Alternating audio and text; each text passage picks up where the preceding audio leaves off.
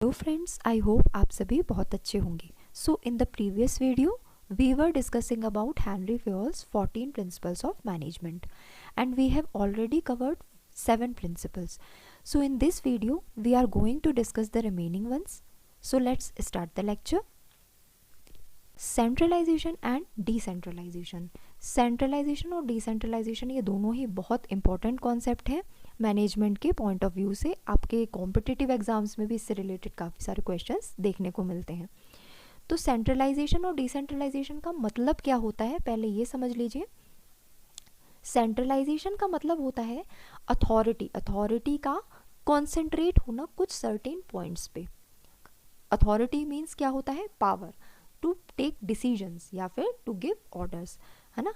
तो ये वाली जो अथॉरिटी है वो सिर्फ कुछ ही लोगों के हाथों में होना, इसको कहते हैं concentration of authority to certain points. जैसे कि कई फर्म्स में आपने देखा होगा टॉप लेवल मैनेजमेंट ही हर ही तरीके के डिसीजंस लेते हैं, चाहे वो रूटीन डेली टास्क हो, चाहे वो बिगर डिसीजंस हो, स्ट्रैटेजी बनाने वाले डिसीजंस हो।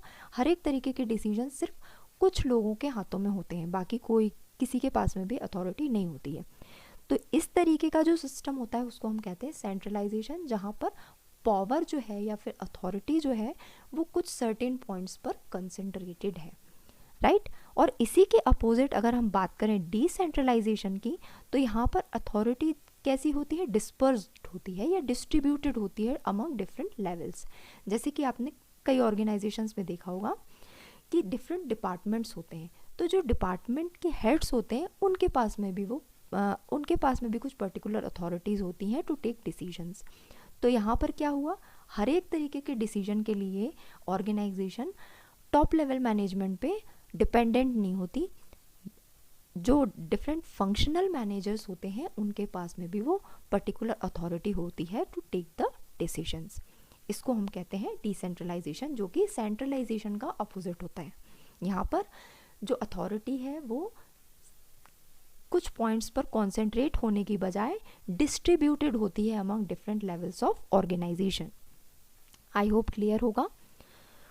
अब ये प्रिंसिपल के according there should be proper balance between both, यानी कि दोनों का होना आवश्यक है। ये प्रिंसिपल ये स्टेट करता है कि दोनों का होना नेसेसरी है, ना सिर्फ सेंट्रलाइजेशन होना चाहिए ना सिर्फ डिसेंट्रलाइजेशन होना चाहिए, कहीं ना कहीं दोनों होने चाहिए और एक प्रॉपर बैलेंस में होने चाहिए।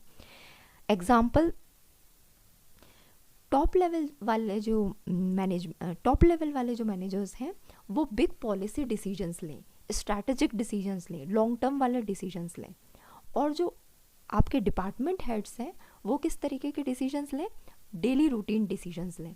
तो इस तरीके से क्या हुआ, सेंट्रलाइजेशन और डिसेंट्रलाइजेशन दोनों चीज़ों का प्रॉपर बैलेंस हो गया। ये जो प्रिंसिपल है वो यही बताता है कि सेंट्रलाइजेशन भी होना चाहिए, डिसेंट्रलाइजेशन भी होना चाहिए और एक प्रॉपर बैलेंस में होना चाहिए।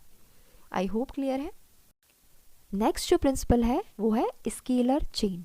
अब स्केलर चेन से आप क्या समझते हो, according to this principle there should be a proper chain of authority. यहाँ पर क्या बात कही गई है, एक प्रॉपर चेन ऑफ अथॉरिटी होनी चाहिए टॉप से लेके बॉटम डायरेक्शन में। यानी कि किसी भी ऑर्गेनाइजेशन में जो डिफरेंट मैनेजरियल लेवल्स होते हैं वो एक प्रॉपर ऑर्डर में अरेंज होते हैं, जिसको हम हायरार्की कहते हैं, और इसी ऑर्डर में अथॉरिटी जो है वो फ्लो करती है किस डायरेक्शन में, टॉप अथॉरिटी से बॉटम अथॉरिटी की तरफ। इसी को हम स्केलर चेन बोलते हैं, ठीक है। तो यहाँ पर अथॉरिटी किस तरीके से फ्लो हो रही है, एक सिस्टमैटिक ऑर्डर में फ्लो हो रही है, जिस तरीके से वो सारे मैनेजमेंट के लेवल्स जो हैं वो अरेंज हैं हायरार्की के अंदर। अब ये डायरेक्शन क्या होता है, अल्टीमेट अथॉरिटी से लोएस्ट अथॉरिटी की तरफ ये चेन जो है वो जानी चाहिए। अथॉरिटी का जो फ्लो है वो हायर अथॉरिटी से लेके लोअर अथॉरिटी, ये डायरेक्शन होना चाहिए। हर एक ऑर्डर, इंस्ट्रक्शन, कंप्लेन, रिक्वेस्ट जो कुछ भी है ये पास होना चाहिए इसी स्केलर चेन के थ्रू, एक सिस्टमैटिक ऑर्डर में, ठीक। आई होप क्लियर है। एग्जाम्पल देखिए, जो सीईओ हैं वो सबसे हायर अथॉरिटी है किसी भी ऑर्गेनाइजेशन में, ठीक है। वो मैनेजर को ऑर्डर करेंगे, मैनेजर सुपरवाइजर को वो ऑर्डर फॉरवर्ड करेंगे और सुपरवाइजर वर्कर को। इस तरीके से चेन ऑफ जो अथॉरिटी है वो फ्लो करती है ऑर्गेनाइजेशन के अंदर, from higher authority to lower authority, right. अब इस स्केलर चेन प्रिंसिपल के अंदर एक एक्सेप्शनल कॉन्सेप्ट आता है जिसको हम कहते हैं गैंग प्लैंक। ये एक बहुत इंपॉर्टेंट कॉन्सेप्ट है, कभी कभार देखा जाता है कॉम्पिटिटिव एग्जाम्स के अंदर, घुमा फिरा के इससे रिलेटेड क्वेश्चंस पूछे जाते हैं, ठीक है। तो according to this gang plank क्या होता है, समटाइम्स क्या होता है, अर्जेंट सिचुएशंस में हम इतना लॉन्गर रूट फॉलो नहीं कर सकते हैं। क्यों? क्योंकि इसमें बहुत ज़्यादा टाइम जो है वो चला जाता है और जो डिसीजन हमको लेना है एट द टाइम वो डिले हो जाता है। इस वजह से क्या किया जाता है, ये जो पाथ है इसको शॉर्ट कर दिया जाता है और कम्युनिकेशन जो है वो डायरेक्ट हो जाता है, ठीक है। इसी को कहते हैं गैंग प्लैंक। क्या बोला गया है, समटाइम्स इन अर्जेंट सिचुएशंस ये पाथ जो है can be cut short and this shortcut is known as gang plank, ठीक। एक एग्जांपल देखिए, मान लीजिए एम्प्लॉय ए है, इनको एम्प्लॉय बी से जो है वो कम्युनिकेट करना है, कुछ अर्जेंसी की सिचुएशन है और क्विक कम्युनिकेशन ज़रूरी है। इनके बीच में मान लीजिए लेवल्स हैं काफ़ी सारे, मैनेजर हैं, जूनियर मैनेजर हैं, सीनियर मैनेजर हैं, सुपरवाइज़र है, इस तरीके के काफ़ी सारे लेवल्स हैं। तो अर्जेंसी के टाइम पर क्या होगा, इन लेवल्स को वन बाय वन क्रॉस करने के बजाय हम इनको कट शॉर्ट कर देंगे और एम्प्लॉय ए जो है वो एम्प्लॉय बी से डायरेक्ट कम्युनिकेट कर लेंगे, ठीक है। इसी को कहा जाता है गैंग प्लैंक, ठीक। शॉर्टकट जब हम अपनाते हैं किसी अर्जेंट सिचुएशन को डील करने के लिए। आई होप क्लियर होगा। ये क्या करता है, क्विक कम्युनिकेशन को जो है वो फैसिलिटेट करता है at the time of urgency. Next principle है order. According to this principle people and material should be arranged in a systematic order in an organization। क्या बोला जा रहा है कि ऑर्गेनाइजेशन के अंदर हर एक चीज़ या हर एक व्यक्ति अपने निर्धारित जो उनका स्थान है या प्लेस है वहाँ पर प्लेस होने चाहिए, ठीक है। ये प्रिंसिपल ये बोलता है लोग अपने प्रॉपर प्लेसेस पे हों और चीज़ें भी अपनी प्रॉपर प्लेसेस पे हों। मटेरियल ऑर्डर मतलब कि जितनी भी नॉन लिविंग थिंग्स हैं, यानी कि जितनी भी मटेरियल्स हैं, अब वेदर इट्स फाइल्स हो गई, आपकी इक्विपमेंट्स हो गए, मशीन्स हो गए, फर्नीचर हो गए, हर एक चीज़ की एक प्रॉपर प्लेस होती है और वो उसी प्लेस पर अरेंज्ड होना चाहिए। इसी तरीके से सोशल ऑर्डर यानी कि लोगों का ऑर्डर, जो भी व्यक्ति या इंडिविजुअल्स या एम्प्लॉयज़ ऑर्गेनाइजेशन के अंदर काम कर रहे हैं, हर एक एम्प्लॉय का एक प्रॉपर प्लेस होना चाहिए और वो उसी प्लेस पर अरेंज्ड होना चाहिए according to this principle. Example देखिए, files properly arranged in shelves, यानी कि फाइल, जिस भी फाइल की जो भी प्लेस है शेल्फ्स में, कैबिनेट्स में, वो वहाँ पर ऑर्डरली अरेंज्ड होती हैं। और employees placed in proper cabins या फिर डिपार्टमेंट्स, जिस एम्प्लॉय का जो भी प्लेस है वहाँ पर वो अरेंज्ड होता है, इसी को कहते हैं ऑर्डर। नेक्स्ट जो प्रिंसिपल है वो है इक्विटी।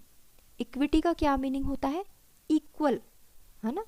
तो ऑर्गेनाइजेशन में हर एक एम्प्लॉय के साथ में मैनेजर जो है उसको फेयर ट्रीटमेंट रखना चाहिए, यानी कि किसी भी तरीके का डिस्क्रिमिनेशन या फिर कह लीजिए भेदभाव नहीं होना चाहिए, पार्शैलिटी नहीं होना चाहिए किसी भी एम्प्लॉयज़ के साथ में, सबके साथ में उसको इक्वली फेयर ट्रीटमेंट रखना है। ये प्रिंसिपल ये बताता है employ should be treated kindly and fairly, manager should be fair and unbiased यानी कि किसी भी तरीके का पार्शियल बिहेवियर नहीं करना है। आप किसी एक को बहुत ज़्यादा जो है वो प्रेफरेंस दे रहे हो, दूसरे को कम दे रहे हो, तो इस तरीके की चीज़ें नहीं होना चाहिए। किसी भी तरीके का डिस्क्रिमिनेशन या पार्शियल बिहेवियर नहीं रखना है ऑर्गेनाइजेशन के अंदर। अब ये इम्पॉर्टेंट क्यों है, ये डिस्क्रिमिनेशन अवॉइड करता है, वही बात हुई भेदभाव वाली जो चीज़ है वो अवॉइड करने के लिए ये ज़रूरी है। एक हेल्दी वर्किंग एनवायरनमेंट जो है वो बिल्ड होता है या मेंटेन करते हैं हम, जब हम फेयर ट्रीटमेंट रखते हैं सभी के साथ में, तो एक हेल्दी वर्किंग एनवायरनमेंट हम बनाते हैं। और ये सेंस ऑफ बिलोंगिंगनेस को भी एनहेंस करता है। जब सबको मालूम है कि सबके साथ में इक्वली जो है वो सबको इक्वली ट्रीट किया जाता है ऑर्गेनाइजेशन के अंदर, तो उनके अंदर एक सेंस ऑफ बिलोंगिंगनेस या बॉन्डिंग जो उनकी है वो काफ़ी अच्छी हो जाती है ऑर्गेनाइजेशन में। तो सभी के साथ में हमको फेयर ट्रीटमेंट रखना है विदाउट एनी बायसनेस। नेक्स्ट जो प्रिंसिपल है वो है स्टेबिलिटी ऑफ टेन्योर। अब टेन्योर का मीनिंग क्या होता है? मान लीजिए आप किसी जॉब पोजीशन में काम कर रहे हो, आप कितने वक्त तक उस पर्टिकुलर जॉब पोजीशन में काम कर रहे हो, इसी को हम कहते हैं टेन्योर। ठीक है, अब इस प्रिंसिपल के according employ should not move frequently from one job position to another. उनको जॉब सिक्योरिटी मिलना ज़रूरी है, यानी कि बार बार अगर आप किसी व्यक्ति को एक जॉब पोजीशन से शिफ्ट करके दूसरी जॉब पोजीशन पे ट्रांसफ़र करोगे तो क्या होगा, उनका जो भी एक्सपीरियंस है, जो भी चीज़ें उन्होंने सीखी हैं, वो सारी चीज़ें वेस्ट हो जाएंगी, उनका एक्सपीरियंस वेस्ट हो जाएगा, उनको नए सिरे से सारी चीज़ें फिर सीखनी होंगी और करनी होंगी, इससे काफ़ी सारा टाइम वेस्ट हो जाएगा। ठीक है, तो जल्दी जल्दी जो है वो फ्रीक्वेंटली ट्रांसफर्स नहीं होने चाहिए ऑर्गेनाइजेशन के अंदर। एक जॉब पोजीशन में आप पर्टिकुलरली जितना नीडेड है उतना टाइम देना चाहिए। अब ये इंपॉर्टेंट क्यों है? Frequent transfer could lead to low efficiency and waste of experience. जो भी आपने पिछली जॉब पोजीशन में सीखा है, आपका जो भी एक्सपीरियंस है, आपका जो भी समय है, वो सब कुछ वेस्ट हो जाता है और एफिशिएंसी भी कम हो जाती है। अब नए काम को आप नए सिरे से सीखोगे तो एफिशिएंसी थोड़ी सी लो हो जाएगी। स्टेबिलिटी, स्टेबिलिटी क्यों ज़रूरी है? ये इम्प्रूव करती है टीम स्पिरिट को। स्टेबिलिटी के साथ में आप एक ही जॉब पोजीशन पे काफ़ी समय जब अपना देते हो तो आपकी एक स्ट्रॉन्ग टीम बॉन्डिंग हो जाती है, जो कि बहुत नेसेसरी है कोई भी गोल से अपने ऑब्जेक्टिव्स को अचीव करने के लिए।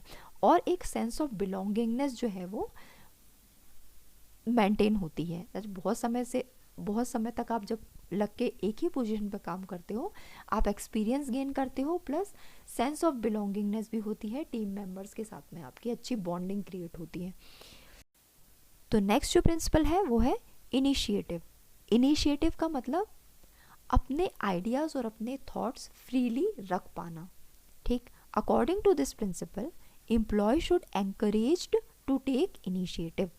उनको ये फ्रीडम देनी चाहिए ताकि वो अपने थॉट्स और अपने आइडियाज़ जो हैं वो मैनेजर के सामने रख पाएँ, और हमें उन आइडियाज़ को एक्सेप्ट भी करना चाहिए। कभी कभी क्या होता है कि उनका वे ऑफ थिंकिंग हमारे से बेटर होता है किसी भी टास्क को कंप्लीट करने के लिए। उनके जो मेथड्स या उनके जो तरीके होते हैं वो बहुत मच बेटर होते हैं हमारे तरीक़ों से। तो हमें उनके ओपिनियंस और उनके आइडियाज़ को सुनना चाहिए और उनको एक्सेप्ट भी करना चाहिए।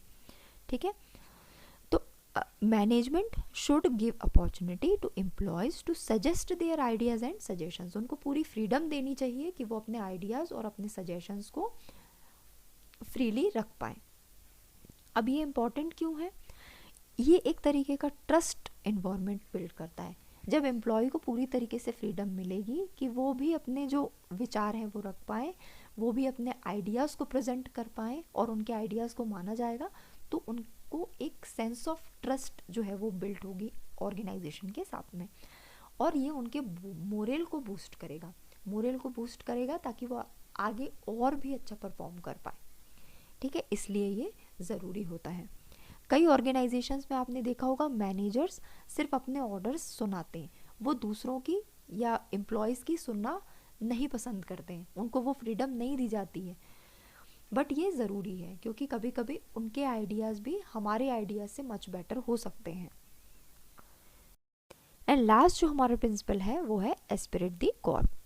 अब इस प्रिंसिपल के अकॉर्डिंग हमको टीम स्पिरिट मेंटेन करनी है ऑर्गेनाइजेशन में, एक बेटर टीम स्पिरिट को मेंटेन करना। According to this principle team spirit should be maintained in an organisation. एक ऑर्गेनाइजेशन में जब आप काम करने जाते हो तो आप अकेले वर्क नहीं कर रहे, आपको एक प्रॉपर टीम के साथ में काम करना होता है कोऑर्डिनेट करके।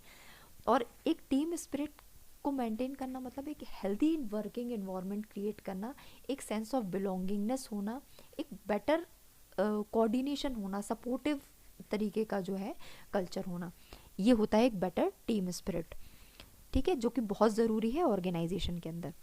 ये क्या करता है? हार्मोनी मेंटेन करता है वर्किंग ग्रुप्स के अंदर, इम्प्रूव करता है mutual understanding among the team members, और आप बेटर टीम वर्क के साथ में गोल्स को जो है वो बहुत ईजिली और इफ़ेक्टिवली अचीव कर पाओगे। इसलिए ये ज़रूरी होता है। हमारा एटीट्यूड किस तरीके का होना चाहिए? टुगेदर वी कैन, यानी कि साथ में सब कुछ हम कर सकते हैं, साथ में सब कुछ पॉसिबल होता है, इस तरीके का एटीट्यूड होना चाहिए। सो यहाँ कंप्लीट होते हैं हमारे ऑल द 14 प्रिंसिपल्स, जो कि मैनेजमेंट के पॉइंट ऑफ व्यू से बहुत इंपॉर्टेंट है और ये हर तरीके की ऑर्गेनाइजेशंस में हम फॉलो करते हैं, यूनिवर्सली ये एक्सेप्टेड प्रिंसिपल्स होते हैं। आई होप आप सभी को क्लियर होगा, और अगर कोई कन्फ्यूजन है तो आप मुझसे पूछ सकते हो कमेंट सेक्शन में। अगर आपको ये वीडियो अच्छी लगी हो तो प्लीज़ लाइक करिए और अपने फ्रेंड्स के साथ में शेयर करिए। इसके नेक्स्ट पार्ट में हम लाने वाले हैं MCQs based on these 14 principles. Please don't miss that video. Thank you for watching.